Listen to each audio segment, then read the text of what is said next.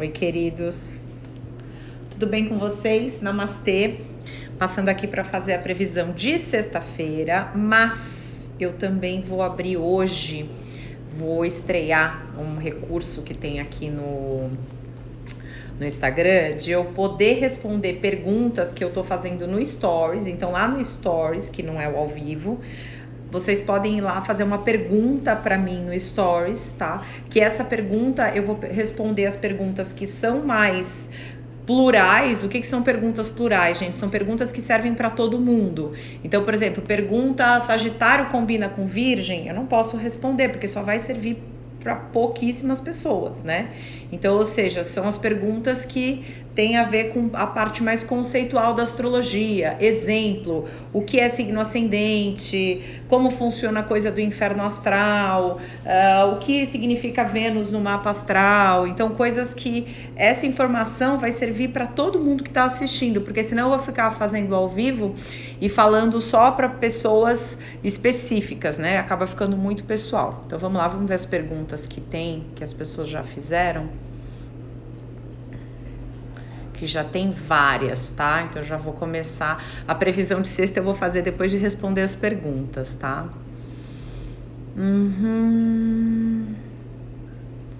Pronto, uma pergunta aqui, ó. Somos o ascendente e o sol é o que precisamos trabalhar aqui na Terra? Então essa pessoa, ela tá perguntando, é o Lemos Fal 31, tá? Depois eu vou responder outras perguntas, tá? Essa pessoa, o Lemos, ele tá perguntando, pelo que eu entendi, qual a função do ascendente dentro do mapa astral, né? E qual a função do sol dentro do mapa astral. Então, primeira coisa, o ascendente, que as pessoas falam muito, mas o ascendente só vai fazer efeito depois que eu fizer 28 anos. Mas eu sou assim, então sou Vina porque eu tenho ascendente em Capricórnio, por exemplo, né?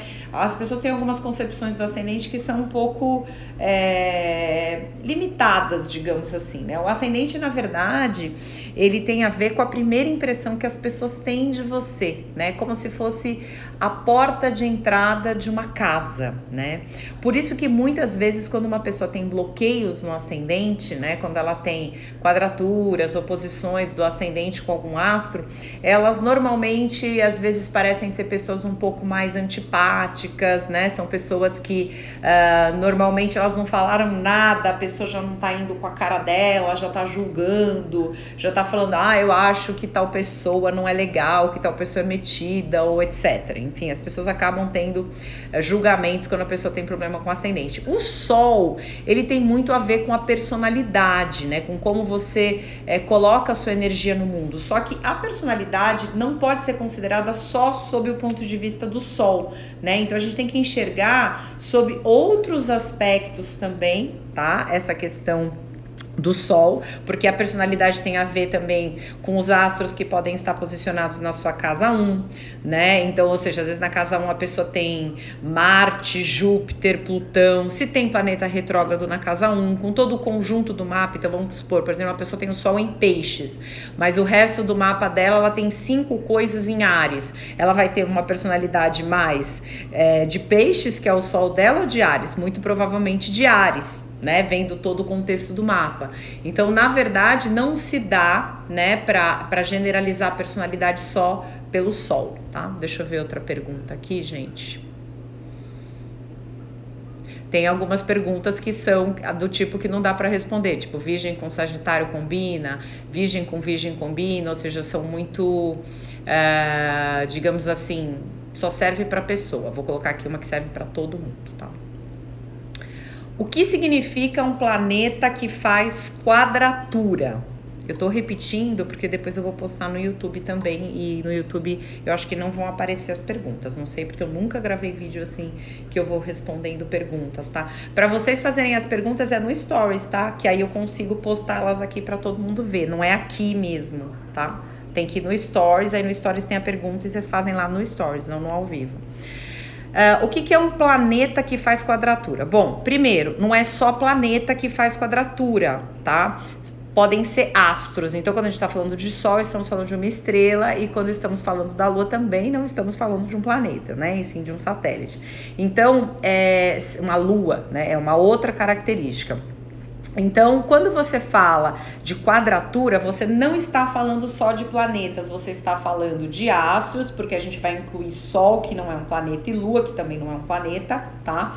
E você também pode estar falando de posicionamentos, por exemplo, como ascendente, como roda da fortuna, né? O ascendente, ele não é um planeta, ele não é um astro, ele também não é uma estrela. Então, a quadratura, ela não ocorre só entre planetas, ela ocorre entre astros e posicionamentos, tá bom? Então, por exemplo, você pode ter uma quadratura do ascendente com a roda da fortuna, não tem nenhum astro envolvido aí, entendeu? Você não tá, a roda da fortuna não é um astro e o ascendente também não é um astro, é um posicionamento no mapa que é a entrada da casa 1, tá, gente? Então, a quadratura, ela é uma aspectação. O que é uma aspectação? É a forma como uma coisa tá se relacionando com a outra. Isso a gente chama na astrologia de aspecto, tá? Então, por exemplo, quando um astro, imaginem que o mapa, né, o mapa astral, você vê um círculo, tá? Quando, por exemplo, um posicionamento, tá o ascendente aqui, na casa 1, olhando para um astro que tá lá na casa 7, vamos supor, um Sol na casa 7 em oposição com o ascendente. A pessoa, por exemplo, tem o ascendente em Peixes e tem o Sol em Virgem lá na casa 7. Isso está em oposição, tá? Então, esse aspecto se chama oposição, que é um ângulo de 180 graus entre dois posicionamentos, tá? Já quando existe uma quadratura, é um ângulo de 90 graus aproximadamente, tá bom, gente?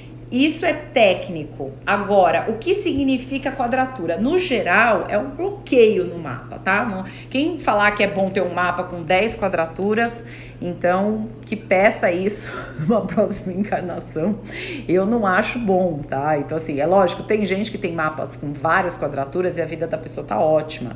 E tem pessoas que nem tem quadratura no mapa e a vida não tá tão legal. Então, não dá pra dizer que a pessoa vai ter uma vida difícil por ter muitas quadraturas. Mas, a princípio, as quadraturas, elas trazem uma certa fricção, que a pessoa até pode usar isso para se transformar, para crescer, né? Nós podemos fazer sempre de um limão uma limonada, né? Mas, de uma certa maneira, a quadratura é um aspecto mais tenso no mapa, que inclusive a maior parte das vezes a gente precisa mesmo tratar, né? Então, quando eu atendo uma pessoa, vejo que a pessoa tem uma quadratura, que essa quadratura tá atuando. Então, vamos supor, eu faço uma mapa astral da pessoa, falo, ó, você tem uma quadratura aqui do ascendente, vamos linkar com o assunto anterior, por exemplo, para fazer uma conexão, que é essa impressão que a pessoa passa pro outro. A pessoa tem uma quadratura do ascendente com Vênus, que vai minar um pouco o carisma dela, correto? Aí eu falo pra pessoa, olha, você é uma pessoa que tem uma tendência, às vezes as pessoas não irem com a sua cara, te julgarem, te acharem metida, fechada e etc. Aí a pessoa fala assim,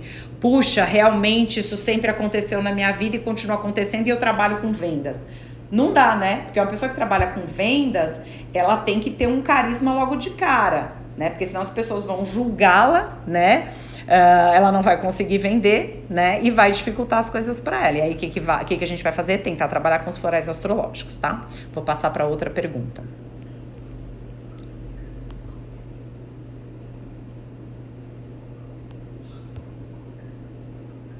Pronto, agora a Duda Verônica perguntou aqui, qual o significado de Plutão retrógrado?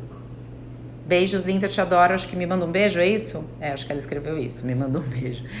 Beijo, Duda. Seguinte, o Plutão retrógrado, sempre você tem que considerar o resto do mapa, tá, gente? Eu vou falar de uma forma isolada, né? Mas eu tenho que considerar que não dá pra se analisar que todo mundo que tem o Plutão retrógrado é igual, tá? Assim como não é todo mundo de Peixes que é igual, ou todo mundo tem ascendente em Touro que é igual. Tem que se ver o contexto e ter a capacidade de sintetizar isso, porque senão a informação pode estar completamente errada se você tá vendo ela por pedaço, tá?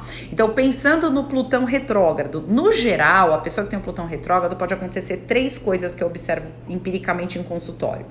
Primeiro, uma dificuldade com autotransformação. O que significa isso? Às vezes a pessoa observa que tem alguma coisa na vida dela que ela quer ser diferente, tá? Então, vamos supor, ela pensa assim, eu sou uma pessoa julgo muitos outros, sou uma pessoa muito intolerante, guardo muita mágoa, né? Só que a pessoa observa que ela é assim e ela continua sendo assim, né? Então isso pode ser uma das coisas que o Plutão retrógrado traz.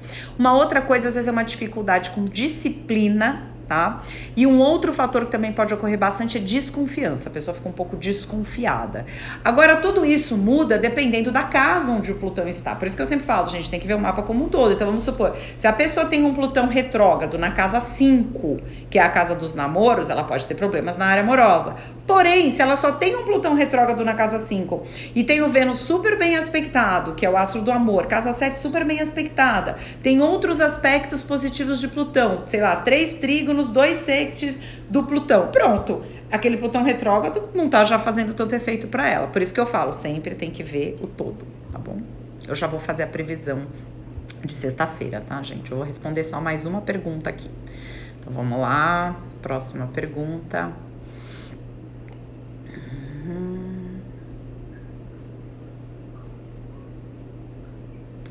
A Helena Viana tá perguntando aqui, a Lua é a forma como eu sinto e o Vênus é a forma que eu demonstro me relacionar. Helena, seguinte, a Lua, ela realmente tem relação com o sentimento, com as nossas emoções, mas ela também influencia um pouco a nossa parte física, tá? Então, exemplo, uma pessoa com a Lua em Touro, ela pode ter uma região aqui da garganta mais sensível, tá? Então, eu considero que a Lua, a gente tem que considerar que é o astro mais próximo da Terra, né? Então, ela tem uma influência muito física na gente também, tá? Então, ela tem a ver com o emocional, com o nosso emocional visceral, tem a ver com o nosso emocional visceral. Nossa, as pessoas estão perguntando bastante coisa, vou responder mais algumas, tá?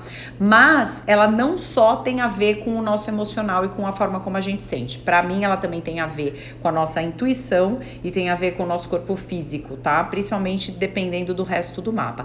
Tem-se que ver também a casa que está essa Lua. Se a Lua tá na casa 1, se a Lua tá na casa 12, a casa onde ela estiver e a forma como ela vai estar aspectada também vai trazer algumas informações a mais.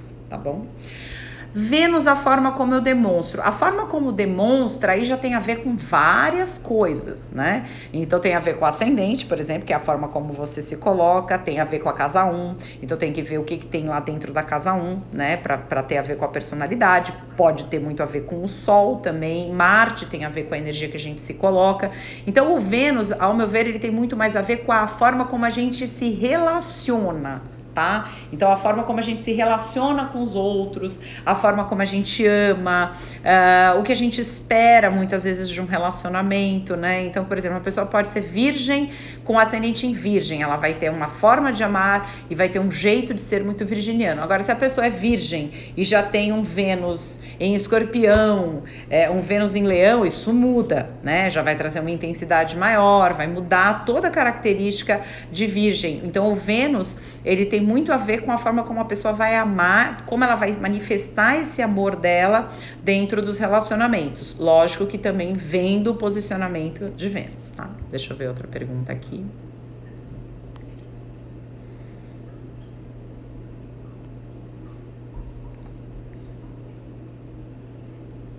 Nossa, gente, eu tô amando essa coisa das perguntas.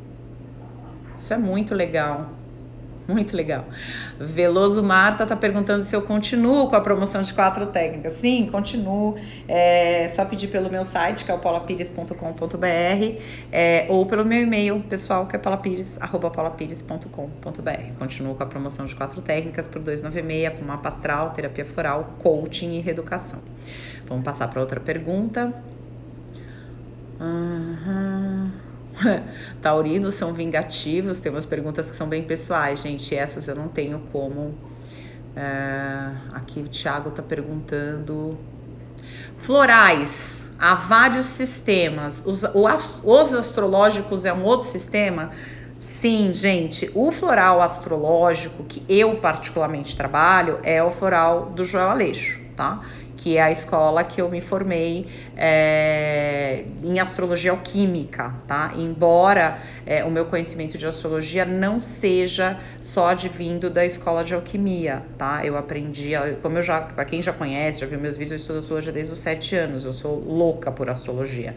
Então não foi só daí que veio todo o meu conhecimento de astrologia, até mesmo porque ela é uma escola de alquimia, onde existe a astrologia como um dos estudos, tá? Então esse é o sistema que eu uso, porém, existe um outro sistema de floral astrológico, tá? Não existe só esse, porém o que eu uso é só esse do Joel, tá? E podem criar outros também, né? Porque sistema de florais se criam vários, né? Então, o primeiro foi o Bach, que a gente conhece, né? Pelo menos aqui, nessa era moderna. Tem Califórnia, tem Austrália, tem o Joel. Eu trabalho com floral de Bach também, trabalho com floral de Saint-Germain, que eu gosto muito do floral de Saint-Germain. Sou formada também em cursos do floral de Saint-Germain, adoro o trabalho deles. Então, eu uso vários sistemas de florais, mas o astrológico especificamente é do Joel, tá? Que é um grande alquimista, um grande professor, admiro muito, inclusive meu amigo também. Deixa eu passar para uma outra pergunta. Se tem mais coisa aqui. Nossa, bastante gente perguntando do ascendente, hein? Gostando disso. Como acabar com o bloqueio dos ascendentes?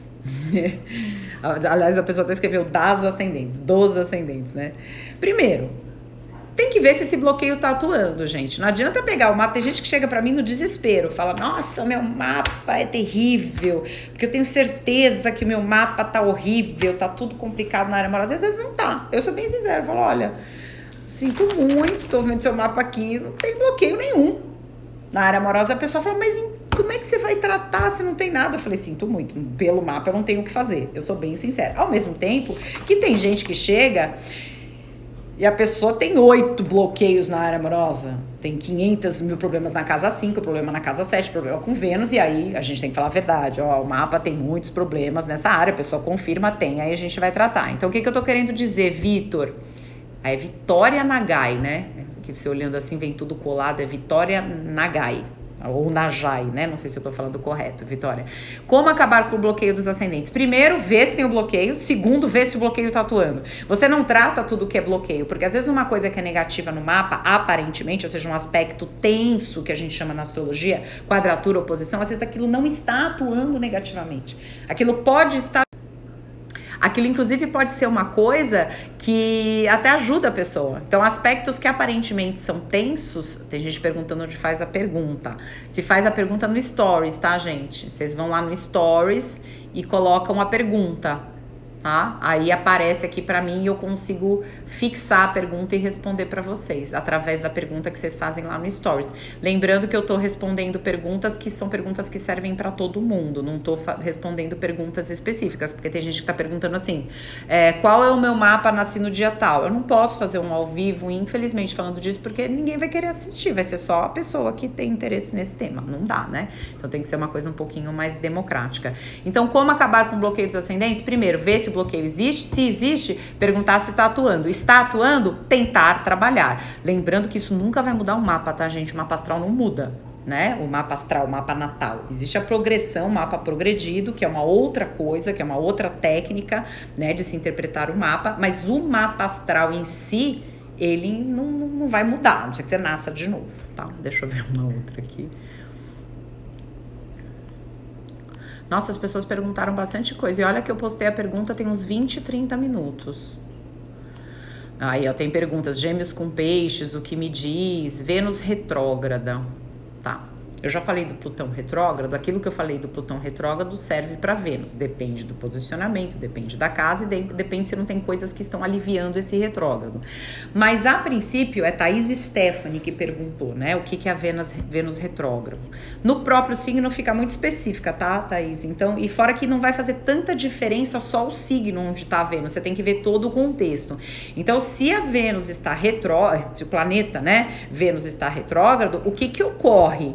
É importante que a pessoa veja se ela está com problemas na área amorosa e financeira, porque Vênus retrógrado, ele atua muito na área financeira.